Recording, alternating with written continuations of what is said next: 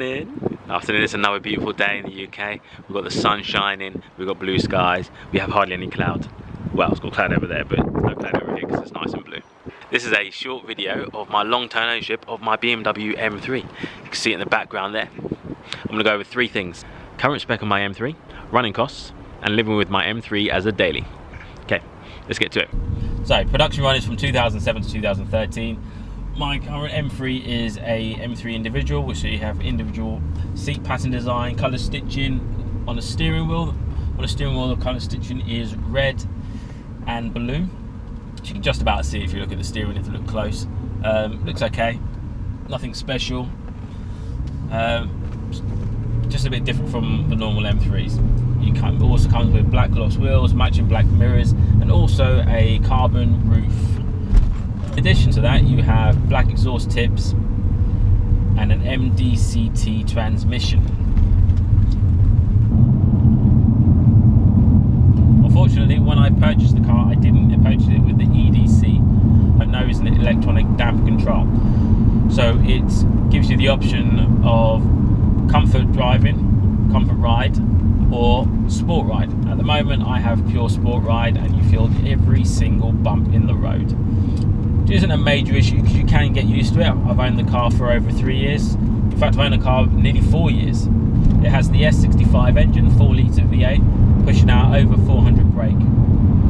Whether it's still pushing out over 400 brake now is debatable. I've not put it on a rolling road to get actual figures. Running costs. So for the first 2 years, running costs and fuel were very, very high.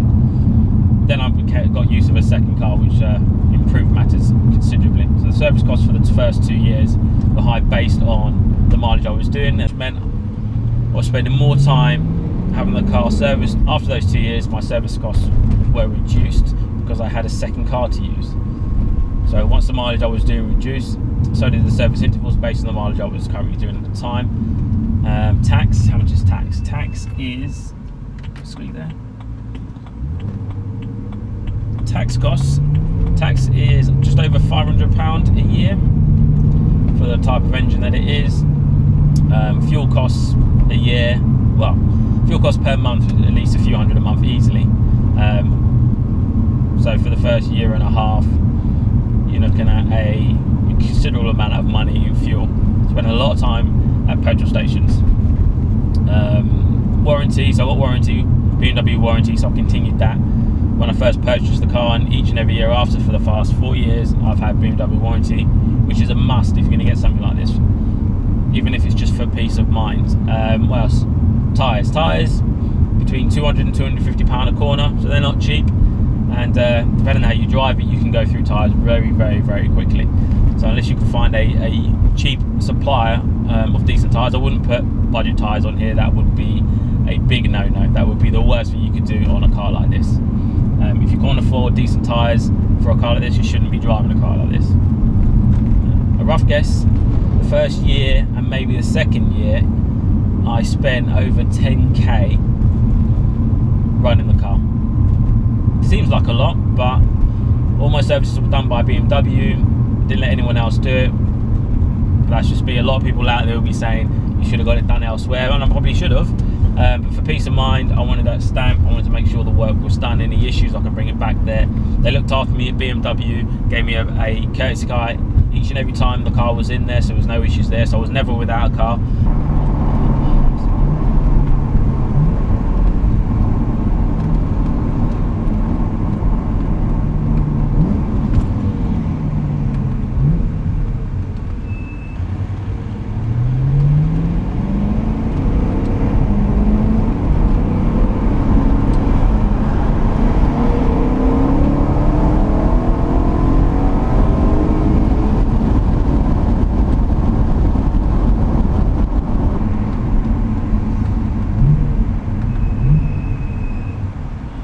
What's it like living with the M3?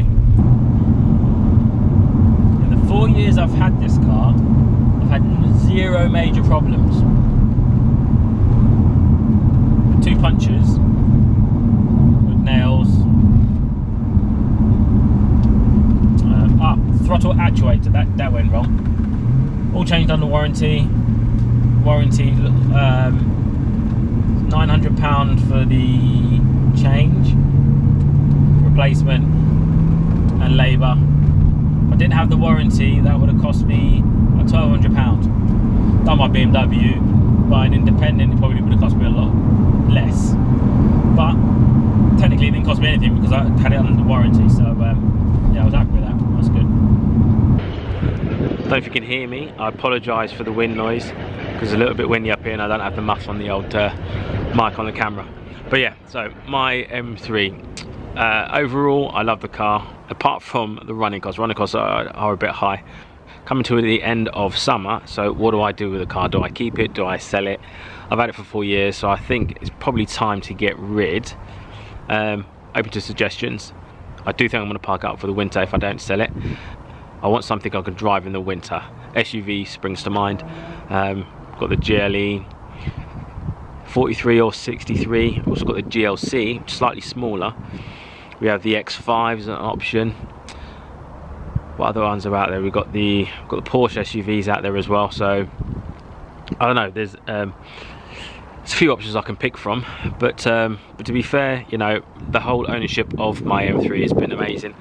So thank you for watching. That was my short review of my long-term ownership of my BMW M3. I ran through the spec, running costs, and living with an M3 as a daily. It's not much of a daily now. I have access to another car, but the first 2.5 years it was pretty much a daily, and I enjoyed every second of it. It's got me into trouble, and it's also got me out of a lot of trouble as well. I think it is time to leave it there.